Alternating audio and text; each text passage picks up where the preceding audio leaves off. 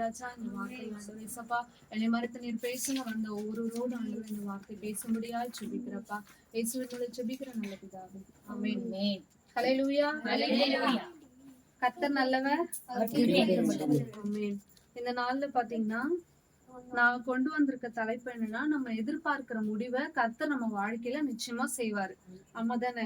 அப்ப நம்ம அதுக்கு என்னென்னலாம் செய்யணும் அப்படிங்கிறது தான் நான் இன்னைக்கு ஒரு ஒரு 4 பாயிண்ட் எடுத்துட்டு வந்திருக்கேன். எடுத்தவங்க வாசிக்கலாம். எரேமியா எழுதின நிருபம் 29ஆம் அதிகாரம் 11வது வசனம். எரேமியா 29:11. நீங்கள் எதிர்பார்த்திருக்கும் முடிவை உங்களுக்கு கொடுக்கும்படிக்கு நான் உங்கள் பேரில் நினைத்திருக்கிற நினைவுகளை அறிவேன் என்று கர்த்தர் சொல்கிறார். அவைகள் தீமைக்கல்ல, சமாதானத்துக்கு ஏதுவான நினைவுகளே. ஆமென். ஹல்லேலூயா. இந்த நாள்ல நீங்கள் எதிர்பார்த்திருக்கிற முடிவை கர்த்தர் உங்களுக்கு கொடுக்கும்படியா இந்த வார்த்தைய கொண்டு வந்ததுக்காக நான் ஆண்டவருக்கு நன்றி செலுத்துறேன். இந்த நாள்ல அவங்க சொன்ன சாட்சியின்படியா அவங்களோட எல்லா தேவைகளையும் அவங்க எதிர்பார்க்கிற எல்லா காரியங்களும் தேவன் நிச்சயமா செய்வாரு.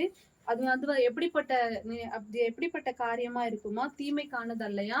அவைகள் எல்லாமே எப்படிப்பட்டதா? சமாதானத்துக்கான காரியங்களை அவங்க வாழ்க்கையில கர்த்தர் செய்ய வல்லவரா இருக்காரு. அது மாத்திரம் இல்ல, சங்கீதங்களின் புஸ்தகம் 138ஆம் சங்கீதம் 8வது வசனம்.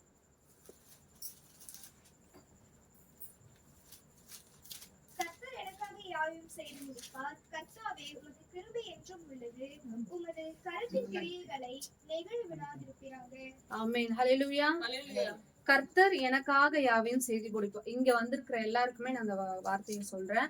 இங்க வந்தவங்க இப்போ இந்த குடும்பத்துல சாட்சி சொன்னாங்க இல்லையா, இவங்களுக்கு மாத்திரம் இல்ல, இங்க வந்த எல்லாருக்குமே ஏதோ ஒரு மனதளவுல ஒரு எதிர்பார்ப்பு கண்டிப்பா அவங்க வாழ்க்கையில இருக்கும். இது நடக்கணும், நம்ம வாழ்க்கையில இது நடக்கணும்ன்ற நிறைய ஒரு மனதுல வந்து நிறைய காரியங்கள் அவங்க வாழ்க்கையில இருக்கும். இது எல்லாமே நடக்கணும்னா அதுக்கு நம்ம என்ன செய்யணுமா? கர்த்தர் நமக்காக எல்லாத்தையுமே செய்து முடிப்பார் அப்படிங்கிற நம்பிக்கையும் விசுவாசமா என்ன பண்ணுமா நமக்கு ஆண்டவர் மேல இருக்கணும். அப்பதான் நம்ம வந்து எதிர்பார்க்கிற காரியங்கள் எல்லாமே நடக்கும். அதுக்கு முதல் வந்து நம்ம என்ன பண்ணோம்? அவர் எனக்காகவே எல்லாமே என்ன பண்ணுவாரு? செய்து முடிப்பாருங்கிற நம்பிக்கை நம்ம அவர் மேல வச்சிருக்கணும். அடுத்தது இதெல்லாம் நமக்கு நடக்கணும்னா ஃபர்ஸ்ட் நம்ம என்ன செய்யணும்? அவரை முழு இருதயத்தோட நம்ம தேடணும். எடுத்தவங்க வாசிக்கலாம். அதே எரேமியா 29:13. உங்கள் முழு இருதயத்தோடும் என்னை தேடினீர்களானால் என்னை தேடுகையில் கண்டுபிடிப்பீர்கள். ஆமென். ஹல்லேலூயா. நான் சொன்னேன் இல்லைங்களா, நம்ம எதிர்பார்க்கிற முடிவு நமக்கு கிடைக்கணும் அப்படின்னா நம்ம முதல்ல என்ன பண்ணோம்? அவர் எனக்காக எல்லாமே செய்து முடிப்பாருன்ற நம்பிக்கையோட முழு மனதோட என்ன பண்ணணுமா? ஆண்டவரை தேடணுமா. அப்படி தேடும் பொழுதுதான் தேவன் வந்து என்ன பண்ணுவாரு? நீங்க எதிர்பார்க்கிற உங்களுடைய காரியங்கள், உங்களுடைய படிப்பு காரியம், உங்களுடைய வேலை காரியங்கள் எல்லாவற்றையும் தேவன் என்ன பண்ணுவாராம்? செய்ய ஒரு வல்லவரா இருக்கிறாராம். அது மாத்திரம் இல்ல, அதிலே பாருங்க, சங்கீதங்களின் புஸ்தகம் 138ஆம் சங்கீதம் 1:3. உம்மை என் முழு இருதயத்தோடும் துதிப்பேன்.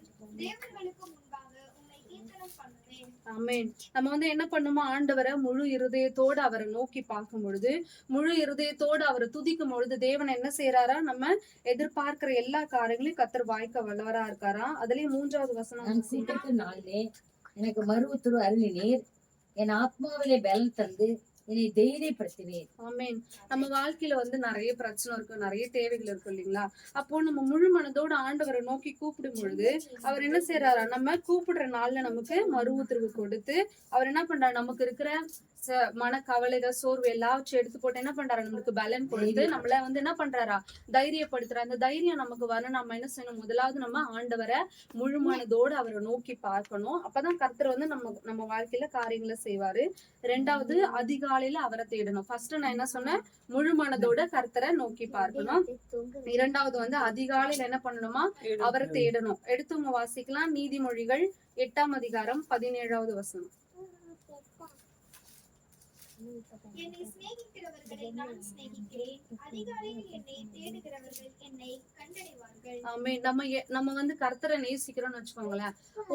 நமக்கு எப்பெல்லாம் முழிப்பு வருதோ அப்பெல்லாம் எழுந்து என்ன பண்ணணும்? ஆண்டவரை நம்ம துதிக்க ஆரம்பிச்சிடும். நம்ம உண்மையாவே ஆண்டவர் மேல அந்த சிநேகம், அந்த அன்பு இருந்துச்சுன்னா நம்ம என்ன செய்வோம்? நமக்கு சில நேரங்கள்ல வந்து நம்மள அறியாமலே நமக்கு வந்து விழிப்பு வந்து கலைஞ்சு போவோம் அதிகாலையில். அந்த டைம்ல வந்து நம்ம என்ன பண்ணணுமா?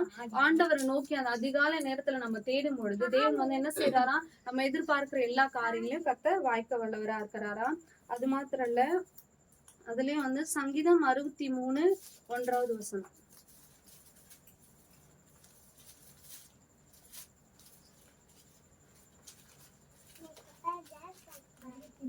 தேவனே, நீர் என்னுடைய தேவன், அதிகாலமே உம்மை தேடுகிறேன். வறண்டதும் விடாததும் தண்ணீரற்றதுமான நிலத்திலே என் ஆத்துமா உம்மில் தாகமாய் இருக்கிறது. என் மாம்சமானது உம்மை வாஞ்சிக்கிறது. ஹல்லேலூயா, ஹல்லேலூயா. அல்லேலூயா. தேவனே நீர் என்னுடைய தேவன், அதிகாலமே என்ன பண்றேன், நான் உங்களை தேடி வரேன். வறண்டதும் நம்ம வாழ்க்கையில நிறைய விஷயம் நடக்கலனாவே நம்ம எப்படி போயிடுவோம், அப்படியே ரொம்ப சோர்ந்து நமக்கு பலன் இல்லாத மாதிரி என்ன பண்ணும், ரொம்ப சோர்வான ஒரு சூழ்நிலை நம்ம தள்ளப்பட்டாலோ நம்ம வந்து என்ன பண்ணுமா, ஆண்டவர் மேல உள்ள தாகத்தினால அதிகாலையில் நம்ம என்ன செய்யணுமா, ஆண்டவரை நோக்கி பார்க்கும்போது தேவன் வந்து என்ன பண்றாரு, நம்முடைய எல்லா விதமான காரியங்களுக்கு கர்த்தர் என்ன பண்றாரு, செவி கொடுத்து நம்முடைய எல்லா தேவைகளையும் அவர் சந்திக்க வல்லவரா இருக்காரு. அதுலயே பாருங்க, சங்கீதங்களின் புஸ்தகம் 119 சங்கீதம் 147 வசனம். 140. அதிகாலையில் நான் எழுந்து சத்தமிட்டு உம்முடைய வசனத்திற்கு காத்திருக்கிறேன். ஆமேன். நம்ம அதிகாலையில எழுந்து தேவனை நோக்கி பார்க்கும் பொழுது அந்த அதிகால நேரங்கிறது வந்து நமக்கு எந்த தொந்தரவுமே இருக்காதுங்க. நம்ம வந்து என்ன பண்ணுவோம், மனதுல கூட நமக்குள்ள கவலைகளை கூட நம்ம ஆண்டவர்கிட்ட கண்ணீரோடு நம்ம சொல்லலாம். நம்மளுடைய மனதில் உள்ள வருத்தத்தை எந்த அளவுக்கு நம்ம ஆண்டவர்கிட்ட வருத்தி அவர்கிட்ட சொல்ல முடியுமோ அந்த அளவுக்கு நம்மளால என்ன பண்ண முடியும், வருத்தி அவர்கிட்ட நம்மளால சொல்ல முடியும். அப்படி சொல்லும் போது அந்த டைம்ல வந்து நம்மள அறியாத ஒரு சமாதானம் நமக்குள்ள கண்டிப்பா வரும். நீங்க வந்து என்னோட லைஃப்ல நான் இந்த கொஞ்ச நாட்கள்ல நான் அதை எக்ஸ்பீரியன்ஸ் பண்ணதுனால அது உங்ககிட்ட நான் ஷேர் பண்றேன். நிச்சயமா கர்த்தர் என்ன பண்ணுவாரு, எதுவுமே இல்லைனாலும் நடக்கும்ன்ற ஒரு நம்பிக்கையில என்ன பண்ணுவாரு, நமக்கு ஒரு சமாதானத்தை அவருக்கு அவரு வந்து நமக்கு கண்டிப்பா தருவாரு. அதுக்கு நம்ம என்ன செய்யணும், முதல்ல நம்ம முழு மனதோட ஆண்டவரை நோக்கி பார்க்கணும். ரெண்டாவது, அதிகாலையில அவர் என்ன பண்ணும், நம்ம தேடணும். அப்படி தேடும் பொழுது நிச்சயமா வந்து தேவன் என்ன செய்வார், நமக்கு ஒரு சமாதானம் கொடுக்கறது மட்டும் இல்லாம நமக்கு ஒரு நம்பிக்கை ஒரு நிச்சயமா கர்த்தர் வந்து நம்ம எதிர்பார்க்கிற காரியங்களை நமக்காக செய்வாருன்ற நம்பிக்கை என்ன பண்ணும், நமக்குள்ள ஆண்டவர் தருவாரு. அது மாத்திரம் இல்ல, கண்டடையத்தக்க சமயத்துல என்ன பண்ணணுமா, அவரை நம்ம தேடணுமா. ஏசாயா 55 அதிகாரம் 6வது வசனம். 55:6.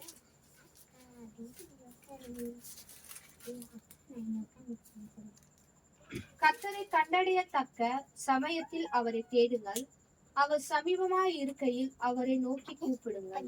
ஆமென். அல்லேலூயா.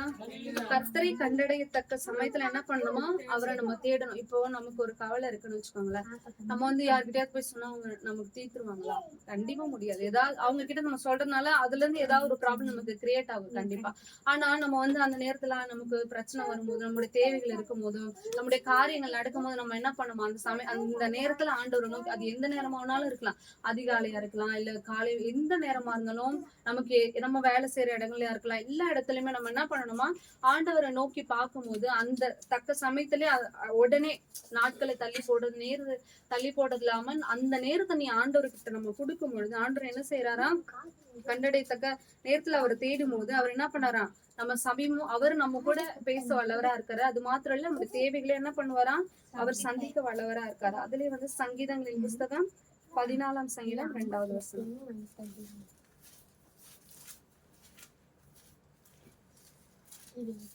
தேவனை தேடுகிற உணர்வுள்ளவன் உண்டோ என்று பார்க்க கர்த்தர் பரலோகத்தில் இருந்து மனுபுத்திரரை கண்டோக்கினார். ஆமென். இப்போ நான் சொன்ன பாத்தீங்களா, கண்டடையத்தக்க சமயத்துல அவரை நம்ம என்ன பண்ணோம், நோக்கி பார்க்கணும். அப்படி நம்ம நோக்கி பார்க்கும்போது தேவன் வந்து என்ன பண்றாரு, நம்ம உண்மையாவே நம்ம மகன் வந்து என்ன பண்றா, நம்ம மகளும் நம்மளை நோக்கி பாக்குறாங்களா, அவளுடைய தேவைகளை நம்ம கிட்ட ஷேர் பண்றாங்களா.